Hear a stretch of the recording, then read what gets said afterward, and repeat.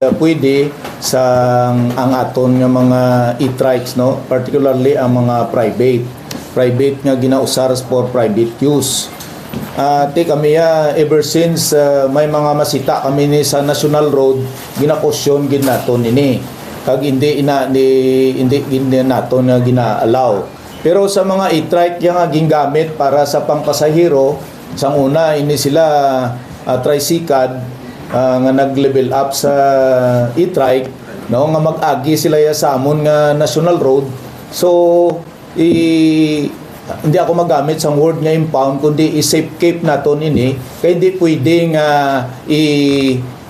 i-allow lang sila naton nga mag-traverse the dra. Because kung i-allow naton nga mag-traverse, dapat maintindihan ang ginatawag naton nga general public safety kag general welfare. Una-una is, kung ikaw nagagamit sang dalan, dapat may driver's license ikaw. Ang driver's license nga naga-indicate nga ikaw kagi sang seminar, kagi ikaw kuha sang exam, no? Abalaan mo ang mga traffic rules and laws ang aton nga dalanon, no? May registration, kag dapat may insurance. Kay kung ikaw road user sa mga main roads naton or public roads naton, dapat ang requirement amo sini, no? Wherein gaulat naman lang kami sang final nga policy, wherein diri kami man nag-angkord sa amon nga implementation, kag diri ang amon nga gina-propose ordinance sa aton nga e-trike route plan, diri man maga-angkord later on.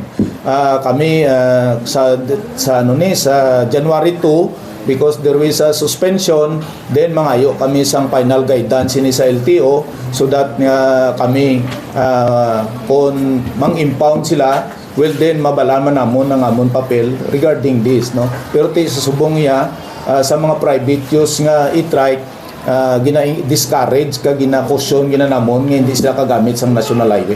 So given nga sa City of Iloilo, majority sa dalan naton are national roads, so off-limits sila sa mga dalan sa syudad? That is why nga may TRP kag may LPTRP. Kung private use ikaw, ang bilog nga syudad sang Iloilo, may 6 or 8 ini ka primary roads, no? Balokang national road, may diri sa syudad sa jurisdiction sang Iloilo City, may 65 na sila naton ka bilog kung isipon mo gid, no?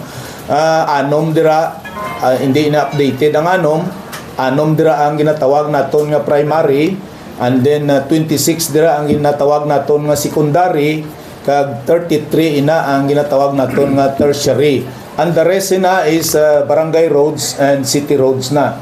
No, so as per DPWH classification, kung tanawon naton ang anom nga ini ka primary roads, these are prime, no, meaning expressway ini. So hindi pwede ang aton nga mga e-trikes. Gina-utilize naton ang tertiary kag ang secondary because ini ginagyan sa aton nga TRP ang tricycle, and then part ini sang aton nga mga tricycle routes before. So amuning part ini sang ginatunan, so that later on ini kung maging ordinansa na, no, see to it nga hindi sila makatraverse gid all the time sa aton nga mga national highway, kundi maga-cross lang or maga-traverse lang short period, so that matagaan naton man ang pangabuhian, no, later on ang nagagamit sa aton nga mga e-trike as the last mile service, no, diri sa syudad sang Iloilo.